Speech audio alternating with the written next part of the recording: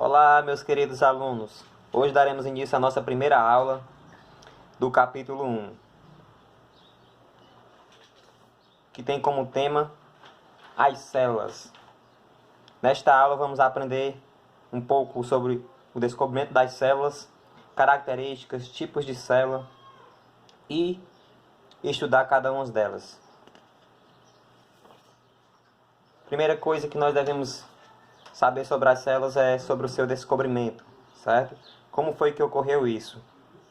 Sabemos que as células são estruturas muito pequenas. Isso significa dizer que não podem ser vistas a olho nu, certo? Então, como é que eu vou estudar uma coisa muito pequena, certo? Impossível. Então, só foi possível dar o início ao estudo das células a partir do aparecimento do primeiro microscópio, certo? Quem foi o cientista que observou as primeiras células em um microscópio?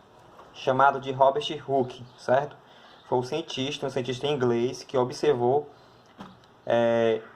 pela primeira vez células em um microscópio. O que foi que ele fez? Ele pegou,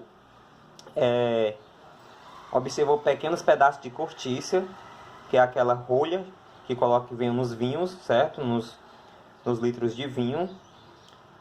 Ele cortou pequenos pedaços e observou. Como vocês sabem, aquela rolha é feita de material cortiça, certo? Então, vem das plantas. As plantas são formadas por células vegetais. Então, observando, ele pôde perceber que existiam alguns espaços entre essas células, certo? Ele observou alguns poros e denominou esses poros, esses espaços de células. Então, a partir dali, iniciou os estudos. Depois teve outros estudiosos que continuaram estudando, certo? Pesquisando e descobrindo mais coisas a respeito das células, certo? No caso aqui, esse foi o primeiro a observar. Como os estudos avançaram, muitos anos depois, surgiu a teoria celular. Essa teoria celular, ela tem 3 bases, certo? Quais são as bases da teoria celular?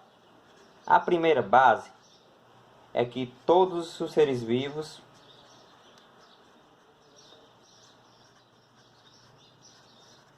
são formados por células. 2.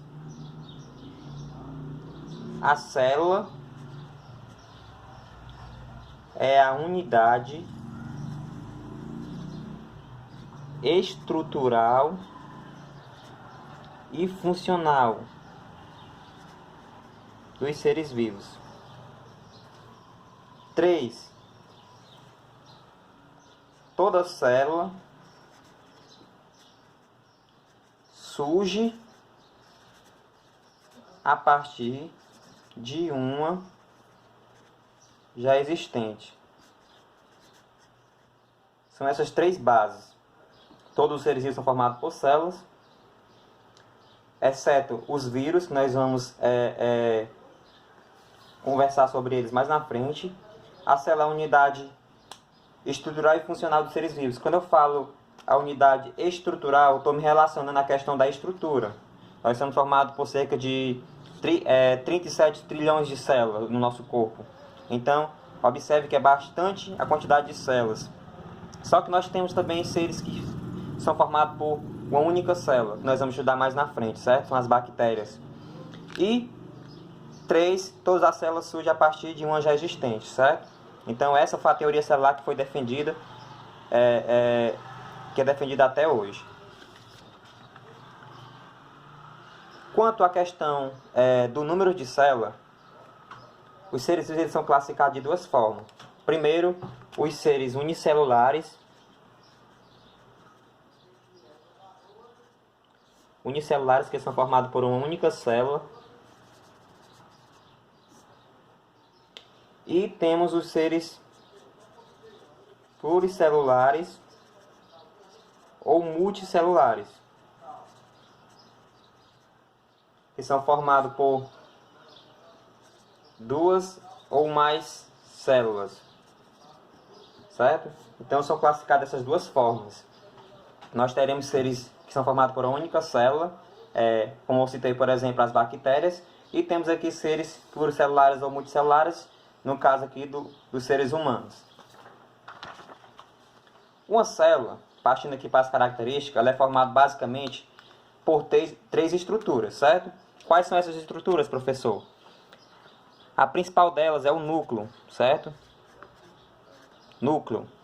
Aqui eu tenho a membrana celular ou plasmática, certo? E aqui eu tenho o citoplasma. O núcleo é a maior organela que está no interior da célula. Nós não teremos só o núcleo, certo? Mas ela é a maior organela que está no interior da célula. Nós temos aqui a membrana plasmática, certo? E temos o citoplasma. O citoplasma é esse espaço intracelular dentro da célula. E a membrana é essa barreira que protege o meio externo e o interior da célula, certo? E o núcleo vai armazenar as informações genéticas. Essas informações genéticas, eu tenho o DNA e o RNA, certo? Que vão estar armazenados nessas células. Então, basicamente, uma célula é formada por essas três estruturas. Só que é melhor a gente classificar conforme a questão da organização celular. Se nós partirmos a partir da organização celular, uma célula pode ser classificada de uma forma diferente. Como, por exemplo, célula procariótica e eucariótica. Analisando aqui, primeiramente, esses dois nomes, né? Pegando aqui só o pró e o eu. Esse pró vem de primeiro, certo? E aqui o eu verdadeiro.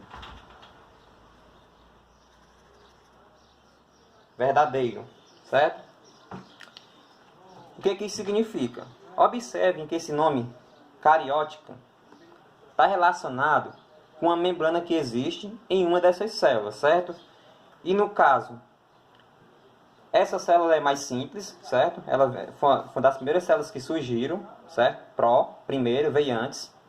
Então ela era menos evoluída. Então ela não tinha a presença dessa membrana, que é a carioteca que eu falei para vocês. Então por isso que está relacionada à carioteca. Professor, qual é essa carioteca? A carioteca é a membrana que vai proteger o núcleo, certo? Proteger o núcleo. Essa é a carioteca. No caso da célula procariótica, não existia essa membrana. Por que não existe a membrana? Porque não tem núcleo. Essa célula não tem núcleo. Eu falei para vocês que o material genético ele vai estar dentro do núcleo, certo? Aqui na célula eucariótica. Já aqui o material genético ele vai estar disperso no citoplasma. O que é o citoplasma que eu falei anteriormente? Esse espaço aqui, ó, citoplasma. É o citoplasma, certo? Nessa célula eu também vou ter outras organelas no seu interior. Só que o núcleo, como eu falei, é a maior delas e também das mais importantes, certo? Então, esse nomezinho está relacionado à presença ou à ausência da carioteca, que no caso aqui é a ausência de núcleo. Então nós podemos observar aqui algumas diferenças. Quais são? Primeiro, é a ausência do núcleo nessa célula, certo? E essa aqui já tem a presença do núcleo e da sua membrana que envolve, certo? Aqui, nessa célula eucariótica, que é a verdadeira que eu falei, tem a presença de outras organelas. Professor, o que são organelas? Já ouviram falar de coração, dos rins, certo? Da pele, dos pulmões. Esses são órgãos do nosso corpo, do corpo humano, certo? A célula também vai possuir alguns órgãos, certo? Só que não são chamados de órgãos, porque é como se fossem pequenos órgãos, são chamados de organelas, certo? Então, no interior de uma célula, no citoplasma de uma célula eucariótica, eu vou ter várias organelas. E essas organelas vão ter uma função específica. Como assim, professor, uma função específica? Eu vou ter um local que vai acontecer cada coisa. Se eu citar aqui um exemplo para vocês. Desenhe aqui uma escola certo? Onde é que vai ocorrer as refeições? No refeitório. As aulas vai acontecer nas salas de aula. A questão da higiene nos sanitários, certo? Então, observe que tem um espaço para ocorrer cada coisa. Ou seja, tem uma organização na escola.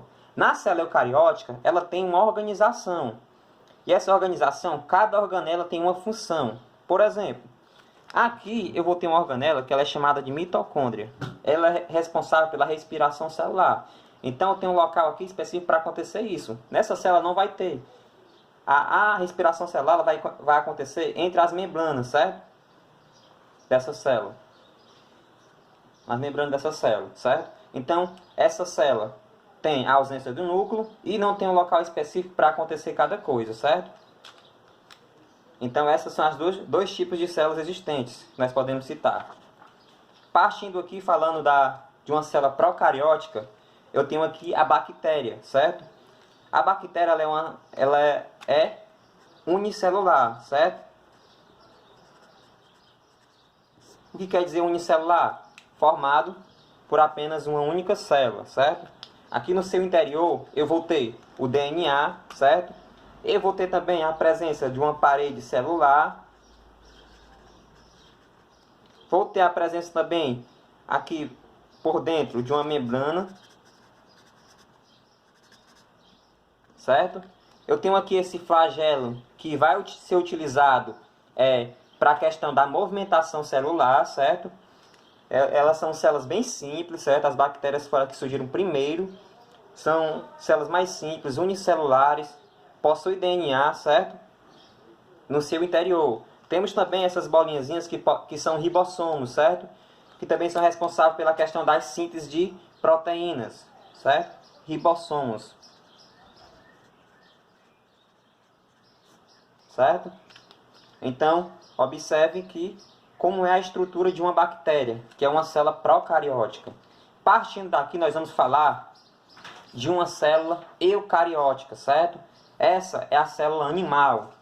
Tem várias estruturas no seu interior, certo? Essas estruturas, cada uma é responsável por uma função, certo? Eu tenho aqui o núcleo, com a presença da carioteca, eu já expliquei para vocês. Tenho aqui a membrana plasmática, que é muito importante, que ela vai controlar a entrada e a saída de substância, ou seja, proteger a célula do meio externo, certo? Separar o meio externo do interno, certo? Dar rigidez na célula também, controla a entrada e a saída de substância, como se fosse um vigilante que vai controlar a entrada e a saída de pessoas em um local específico, certo? Então essa é a membrana celular. Temos aqui o retículo endoplasmático, certo? Que é responsável pela síntese de algumas substâncias, certo? Dentre elas lipídios, proteínas, certo? Temos aqui o complexo de Golgi, que também é a questão da secreção celular. Temos aqui os cílios e o flagelo, que também são responsáveis pela movimentação celular. E temos aqui as mitocôndrias, certo? Que não são uma, são várias, que podem existir dentro de uma célula, que é uma organela muito importante, que é responsável pela respiração celular. Então, assim como uma moto precisa do combustível, da gasolina para funcionar, certo? Gasolina, álcool, seja o que for, uma célula vai precisar de alguns nutrientes, certo? Para que a respiração celular aconteça. Por exemplo, nutrientes, a questão também do oxigênio, que também é muito importante dentro de uma célula, certo? Aí aqui eu tenho espaços, eu vou ter ribossomos também no seu interior. Então, observe que uma célula eucariótica ela vai ter várias organelas e todas elas têm uma função específica, certo?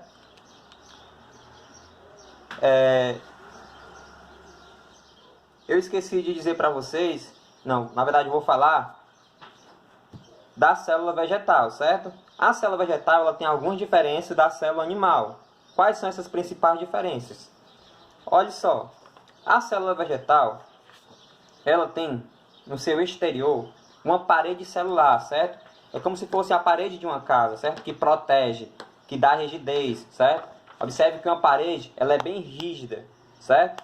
Então, na célula, essa parede tem uma função mesmo de parede, de rigidez na célula, de proteção.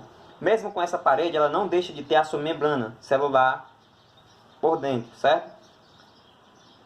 Aí eu tenho a parede celular, eu tenho o cloroplasto, que é uma organela que é responsável pela respiração celular também e pelo processo de produção de energia, que é a fotossíntese. Ou seja, como é que funciona a fotossíntese? A luz solar, mais gás carbônico, mais água, vai resultar em O2 e açúcar, que esse resultado aqui, os consumidores, os seres consumidores que se alimentar das plantas, dos vegetais, vão absorver essa energia que a planta produziu, que no caso as plantas são os produtores, são seres autotróficos, produzem o seu próprio alimento, a sua própria energia. Já os consumidores, como os animais, incluindo aqui os seres humanos, certo? São seres consumidores, precisam da energia que vem das plantas, que foram produzidas pelas plantas, certo? Então observe semelhanças também que existem nessas células, mas as três diferenças básicas, para ninguém esquecer, está aqui. A presença do cloroplasto, da parede celular, certo? Cloroplasto, parede celular e vacúolo. A célula animal também vai ter vacúolo, só que são muito pequenos, certo? Então eu não quis falar que existiam lá, certo? Mas é uma diferença básica dessas duas células. Cloroplasto, parede celular e vacúolo, certo? Vacúolo bem mais extenso, maior, certo? Mas observe que tem muitas semelhanças. Saindo aqui da célula vegetal, eu vou falar agora das células que está presente nos fungos. Aqui eu tenho um exemplo de um fungo, que é um cogumelo, certo? Esse cogumelo ele é multicelular. Só que nem todos os fungos vão ser multicelular, vai ter uns que vão ser unicelular, certo?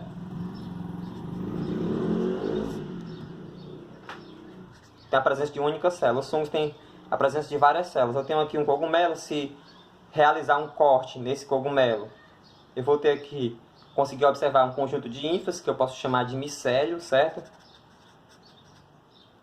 E essas ínfas, dentro delas eu vou ter aqui a presença das células presentes nos fungos, que também não tem tanta diferença das células animais, certo? A única diferença que vai ter para a célula vegetal também é a questão que os fungos são iguais os animais, não realizam fotossíntese, não produzem energia, são seres heterotróficos, não produzem o seu próprio alimento, certo? Então eles não realizam a fotossíntese, eles não possuem o cloroplasto, que é aquela organelazinha esverdeada, que dá o pigmento nas folhas das plantas, certo? Então aqui nós temos as células que estão presentes nos fungos. Partindo daqui, eu vou falar agora de seres acelulares. Esses seres acelulares, eles não possuem células, certo? Esse nome, o A na biologia quer dizer não. Então se eu digo que um ser é acelular, eu estou falando que ele não possui células. Os vírus, há duas opiniões a respeito dos vírus. Alguns dizem que eles não podem ser considerados seres vivos. Mas por que, professor, eles não podem ser considerados seres vivos? Vocês lembram da teoria celular? A teoria celular falava que todos os seres vivos possuem células. Então, se os vírus são acelulares, isso significa dizer que eles não são não vivos, certo? Não vivos. Mas os vírus, eles são parasitas intracelulares, ou seja, eles precisam entrar dentro de uma célula para que eles funcionem. São parasitas intracelulares. Eles precisam estar no interior de uma célula. Estando no interior de uma célula, eles vão funcionar, certo? Fora da célula, eles estão com seu metabolismo parado. Eles não é como se estivessem mortos, certo? Ou seja, sem vida. Mas, ao entrar no meio intracelular, ele consegue infectar animais, consegue infectar bactérias, certo? Então, a outra opinião a respeito dos vírus é que, pelo motivo deles conseguirem infectar, algumas pessoas têm a opinião que eles podem ser considerados seres vivos. Mas, segundo a teoria celular, eles não podem ser considerados seres vivos por ser acelulares. Eu tenho aqui uma estrutura de um vírus, certo? Vocês podem ver que eu tenho aqui uma cápsula ou cabeça proteica, certo? Formada de proteínas, e eu tenho aqui o DNA no seu interior. Nem sempre vai ser o DNA. Pode vir também RNA, certo? Aí eu tenho aqui outras partes do vírus também, certo? Não existe somente essa estrutura dos vírus, há outras estruturas diferentes, certo? Como, por exemplo, essa. Observe que a questão das proteínas é presente aqui no envelope viral, certo?